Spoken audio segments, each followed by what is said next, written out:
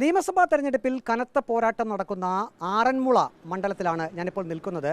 ആറന്മുള മണ്ഡലത്തിലെ കച്ചേരിപ്പടിയിൽ ആറന്മുള ബൂത്തിന് സമീപമാണുള്ളത്. ഭയങ്കര ചൂടാണ്. ഇന്ന് രാവിലെയൊക്കെ കനത്ത പോളിംഗ് ആയിരുന്നു. പക്ഷേ ഉച്ച സമയമായപ്പോഴേക്കും പോളിംഗ് ശതമാനം അല്പം കുറഞ്ഞിട്ടുണ്ട്. ഉച്ചയോടുകൂടി തന്നെ 50% പോളിംഗ് ആറന്മുള മണ്ഡലത്തിൽ നടന്നു കഴിഞ്ഞു. ഇപ്പോൾ ഒരു കന്നി വോട്ടർ നമ്മോടൊപ്പമുണ്ട്. ആദ്യമായിട്ടാണ് നിയമസഭാ തെരഞ്ഞെടുപ്പിൽ വോട്ട് ചെയ്യുന്നത്. എങ്ങനെയുണ്ടായിരുന്നു നിയമസഭാ തെരഞ്ഞെടുപ്പിൽ ആദ്യത്തെ വോട്ട്?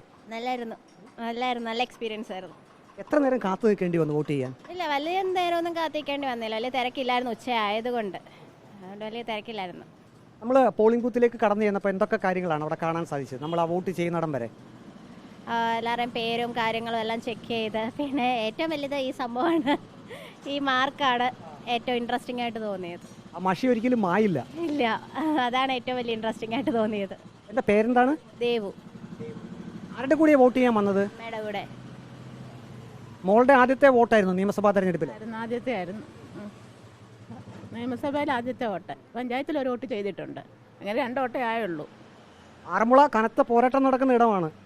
എങ്ങനെ നോക്കി കാണുന്നു മത്സരത്തെ? നല്ല രീതിയിലാകട്ടെ എന്ന് വിചാരിക്കുന്നു. ഇവിടെ 3 പേരും നല്ല പ്രശസ്തരായിട്ടുള്ള സ്ഥാനാർത്ഥികളാണ്. ഒന്ന് ആരോഗ്യവകുപ്പ് മന്ത്രി വീണ ജോർജാണ്, LDF സ്ഥാനാർത്ഥി. അബിൻ വർക്കി, യൂത്ത് കോൺഗ്രസിൻ്റെ ദേശീയ സെക്രട്ടറി, UDF സ്ഥാനാർത്ഥി. കുമ്മനം രാജശേഖരൻ, BJPയുടെ ഏറ്റവും ഉയർന്ന നേതാക്കളിൽ ഒരാൾ. അപ്പം എങ്ങനെയാണ് ഈ സ്ഥാനാർത്ഥികളെ എങ്ങനെയാണ് വിലയിരുത്തുന്നത്? സ്ഥാനാർത്ഥികളെ എങ്ങനെ എല്ലാവരും ഒന്നിനൊന്നും മെച്ചമായിട്ടുള്ള സ്ഥാനാർത്ഥികളാണ്. അപ്പോൾ ആര് ജയിക്കുമെന്നുള്ളതിൻ്റെ ഇനി അത്രയും നാൾ വെയിറ്റ് ചെയ്തിട്ട് ആ ഒരു റിസൾട്ട് വരാൻ വേണ്ടിയിട്ടാണ് വെയിറ്റ് ചെയ്യുന്നത്. നമ്മൾ വോട്ട് ചെയ്ത് കഴിഞ്ഞ് കുറേ ആഴ്ചകൾ എടുക്കും ഇനി അതിൻ്റെ ഫലം അറിയാൻ. അതൊരു ശരിക്കും ആകാംക്ഷ തന്നെയാണല്ലേ?